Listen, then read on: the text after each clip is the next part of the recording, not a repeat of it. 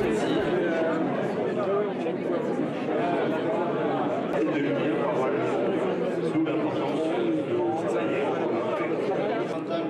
l'électricité des Hautes-Pyrénées. Ce syndicat.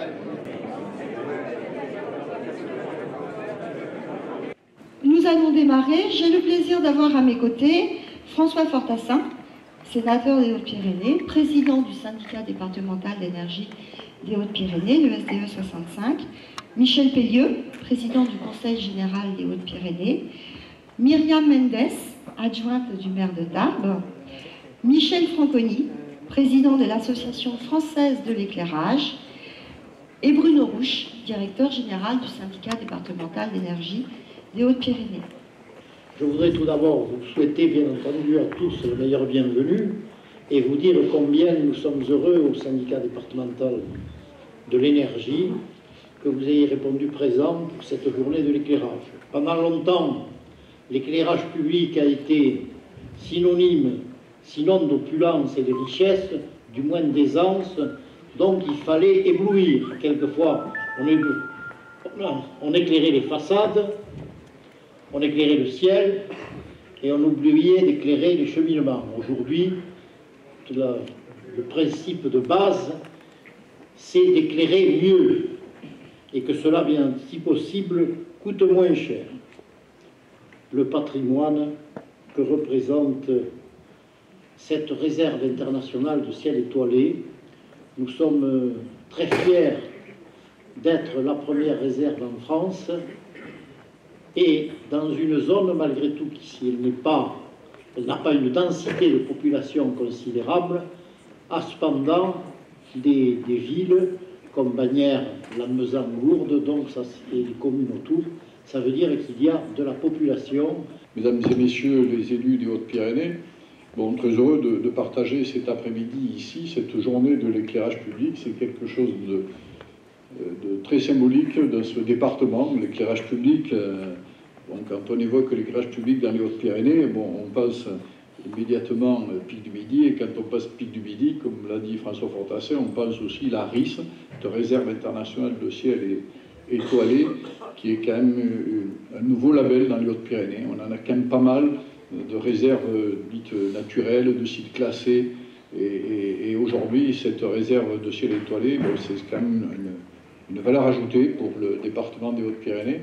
Je voudrais quand même dire que c'est une excellente chose de permettre aux élus de ce département de voir à travers ce petit salon et ces quelques stands tout ce qu'il peut y avoir comme offre aujourd'hui pour nos différentes... Il ne s'agit pas d'éclairer moins, parce que moi je suis un peu en retrait dès lors qu'on dit bon, il faut éteindre les lumières la nuit et tout ça. Bon, je crois que d'abord la lumière c'est la vie quelque part.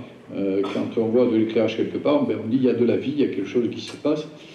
Donc on a aujourd'hui, on doit savoir aujourd'hui éclairer moins, mais éclairer mieux. Bonjour, vous êtes un représentant d'Arc Skylab et je viens de voir tout à l'heure pas mal de photos éclairées suivant des températures de couleurs différentes. Et donc ici on est au forum de l'éclairage où le SDE donc, a mis en place une petite salle pédagogique très intéressante où il y a côte à côte en fait 6 ou 7 luminaires, en fait ampoules qui sont des véritables ampoules utilisées pour l'éclairage public, mais qui sont très différentes. Donc ça va de la bonne vieille ampoule à sodium qu'on connaît un petit peu partout sur le territoire jusqu'aux technologies les plus modernes comme des iodures métalliques ou des Cosmo White ou encore des LED effectivement. Et le fait de les avoir mis côte à côte et de pouvoir éventuellement les observer à travers ce petit appareil qui est un spectroscope qui permet de décomposer la lumière, ben ça permet de bien se rendre compte finalement de quoi est faite la lumière. Nicolas Bourgeois, bonjour. Bonjour. Vous êtes une des chevreries ouvrières sur le RICE. Et depuis à peu près un an qu'on s'est vu au Pays du Midi, depuis que vous avez reçu le label, qu'est-ce qu'il y a de nouveau? Vous pouvez vous en dire un petit peu plus? Alors qu'est-ce qu'il y a de nouveau? Je dirais beaucoup de choses heureusement, hein, parce que la peur que nous avions c'était d'avoir le label et pof, c'est bon, on est content et on ne fait plus rien. Mais heureusement, ce qui avait été prévu auparavant, c'était vraiment d'engager une dynamique d'appropriation du projet. C'est-à-dire que les acteurs compétents dans la réserve, que ce soit les structures en charge de l'éclairage, de l'environnement, de l'énergie ou les collectivités, se sont vraiment appropriés la démarche. Aujourd'hui, cette appropriation, on la voit un an plus tard. On est au Forum de l'éclairage organisé par le SDE avec plusieurs partenaires, dont le Pic du Midi, le Parc National, des éclairagistes et le Parc National. Donc on est vraiment dans une dimension environnement, astronomie, avec le Pic du Midi aussi. Et donc ce que l'on voit aujourd'hui côté éclairage, eh bien, ce sont des programmes d'éclairage qui sont subventionnés et alimentés notamment par l'ADEME ou d'autres structures pour encourager l'amélioration des éclairages. Sur la réserve, c'est près d'1 million d'euros qui ont été investis depuis près de 2 ans pour convertir l'éclairage de près de 60 villages.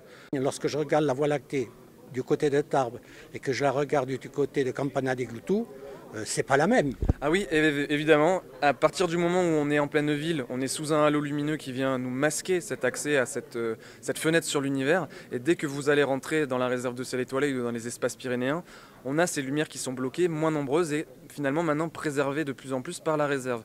Et là, ce que l'on a vraiment créé avec la réserve de Ciel étoilé, ça c'est un mot un peu poétique, mais c'est une fenêtre sur l'univers, un écrin aujourd'hui de paysage céleste nocturne qui est extrêmement rare malheureusement, qui est devenu rare.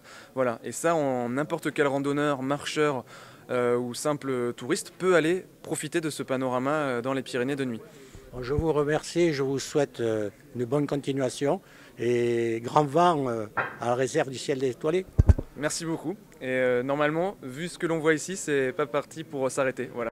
Un moment particulier puisqu'il s'agit de la remise des premiers prix Ciel étoilé à 2 communes des Hautes-Pyrénées qui ont mené des actions particulièrement exemplaires en matière d'éclairage public. Je voudrais, à titre personnel et en votre nom à tous, remercier tout particulièrement l'ensemble du personnel du SDE sous la houlette de Bruno Rouche qui a mis en exergue cette journée avec beaucoup d'enthousiasme. Et je demande à ce qu'on les applaudisse chaleureusement. Et je les remercie bien sûr. Alors maintenant, il me revient le privilège d'annoncer quelles sont les 2 communes où les élus sont les plus intelligents. Il s'agit de la commune de Saint-Savin dans la vallée des Gaves et la commune de Hollon en Vallée d'Or.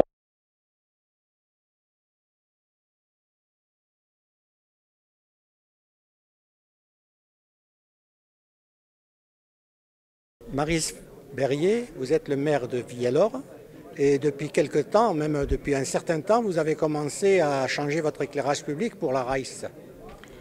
Alors dès 2007, nous sommes rentrés dans une programmation cœur de village qui intégrait au-delà de l'aspect minéral et végétal et des concepts d'aménagement paysager du cœur de village, l'éclairage, de façon à ce que nous rendions attractif ce cœur de village et qu'il ne soit plus simplement traversé en voiture au niveau des départementales, mais qu'il soit redonné aux piétons, redonné à l'humain, que la rue reprenne de son sens, de jour comme de nuit.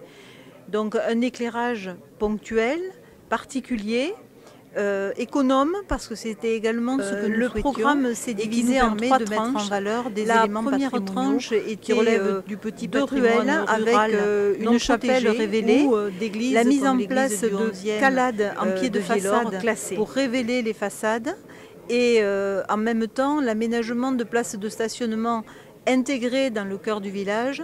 La deuxième tranche a été l'aménagement des jardins, ces jardins clos qui servaient à protéger le village des crues, de la Neste. Et enfin la troisième tranche qui est la place, où nous avons là un projet de halle pour conforter le marché hebdomadaire. Et nous devrions démarrer le projet en mars 2015. Voilà, c'est ça. Et voilà. Une halle sur la place actuelle. Une halle pour conforter le marché hebdomadaire et voir développer ce lieu de convivialité qui sera à ce moment-là un espace central couvert. Merci Madame le maire. Avec plaisir, merci à vous.